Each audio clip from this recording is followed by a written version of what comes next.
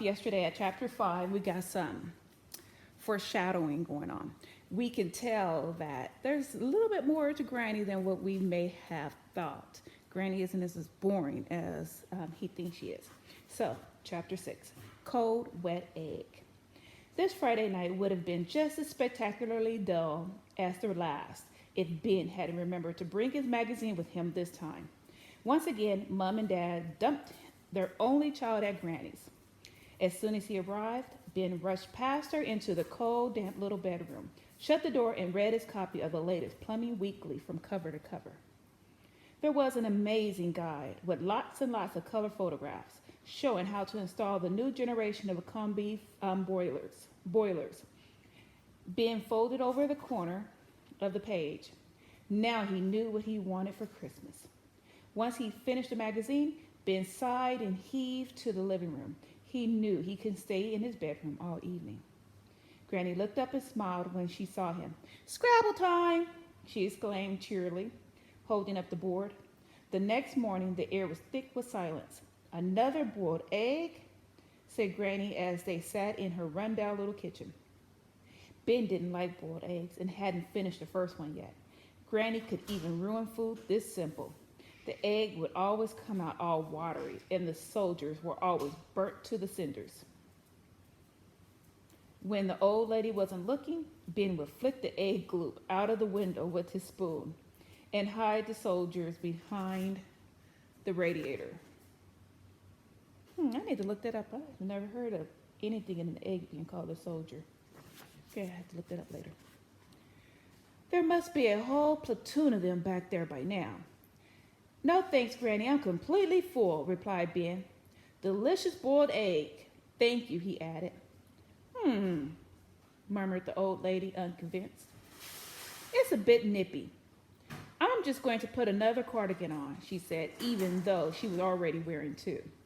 Granny trundled out of the room, quacking as she went.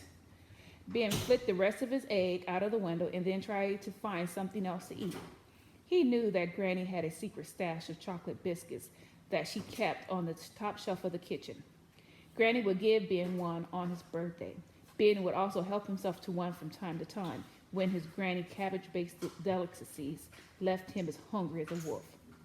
So he quickly slid his chair over to the cupboard and stood on it to reach the biscuits. He lifted the biscuits tin. It was a big silver Jubilee assortment tin from 1977 that featured a scratched and faded portrait of a much younger Queen Elizabeth II on the lid. It felt really heavy, much heavier than usual. Strange. Ben shook the tin a little. It didn't feel or sound like it had biscuits inside. It was like it had stones or marbles in it. Even stranger. Ben unscrewed the lid. He stared, and then he stared some more. He couldn't believe what was inside. Diamonds, rings, bracelets, necklaces, earrings, all with great big sparkly diamonds. Diamonds, diamonds, and more diamonds. Ben was no expert, but he thought there must be thousands of pounds worth of jewelry in the biscuit tin, maybe even millions. Suddenly he heard Granny's quacking her way into the room. Fumbling desperately, he put the lid back on and placed the tin on the shelf. He leaped down, yanked his chair over, and sat at the table. Glancing out the window, he realized that his flicked egg hadn't flown out into the garden, but was smeared across the glass. Granny would need a blowtorch to get that off if it dried, so he rushed over to the window and sucked the cold, wet egg off the glass, then returned to his seat. Oh my goodness, that's disgusting. It was too unpleasant to swallow, so in a panic, Ben kept it in his mouth. And clear as Ben when he found all the diamonds in the jewelry. Poor Ben. Granny shuffled back into the kitchen wearing her third cardigan, still quacking. And I don't know if you know what quacking means, but she's tooting.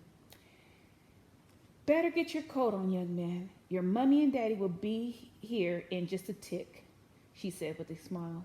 Ben reluctantly swallowed the cold, wet egg. It slipped down his throat. Yuck, yuck, yuck, and double yuck. "Yes," he said, fearing he would vomit and deposit the egg back on the window. Scrambled. Chapter 8, Bag of Manure. Can I stay at Granny's again tonight? Announced Ben from the back seat of his mom's and dad's little brown car. The diamond and the biscuit tin were too puzzling. He was desperate to do more detective work, maybe even search every nook and cranny of the old lady's bungalow. This was all awfully mysterious. Raj had said his granny might have a secret or two, and it seemed like the news agent was right. And whatever Granny's secret was, it must be pretty amazing to explain all those diamonds. What if she used to be a zillionaire, or worked in a diamond mine, or been left them by a princess? Ben couldn't wait to find out. What? Dad said, astonished. But you said she was boring, said Mom, equally astonished, irritated even. You said all old people are. I was just joking, said Ben. Dad studied his son in the rearview mirror. He found understanding his plumbing-obsessed son hard enough at the best of times. He found understanding his plumbing-obsessed son hard enough on the best of times. Right now, Ben wasn't making any sense at all. Well, if you're sure, Ben. I'm sure, Dad. I'll call her when we get home, just to check she's not going out. Going out, scoffed Mom. The old dear hasn't gone out for 20 years, she added with a chuckle. Ben wasn't sure why this was funny. I took her out to the garden center that time, protested Dad. It was only because you needed someone to help you carry a load of bag of manure, said Mom. She had a super day out, though, said Dad, sounding miffed. Later, Ben sat alone on his bed. His mind was racing. Where on earth had Granny got those diamonds? How much were they worth? Why would she live in that sad little bungalow if she was so rich? Ben searched and searched his mind, but couldn't find any answers. Then Dad entered the room. Granny's busy. She says she'd love to see you, but she's going out tonight, he announced. What? Sputtered Ben. Granny hardly ever went out. Ben had seen her calendar. The mystery was getting even more mysterious. Granny got some secrets. Okay, see you tomorrow.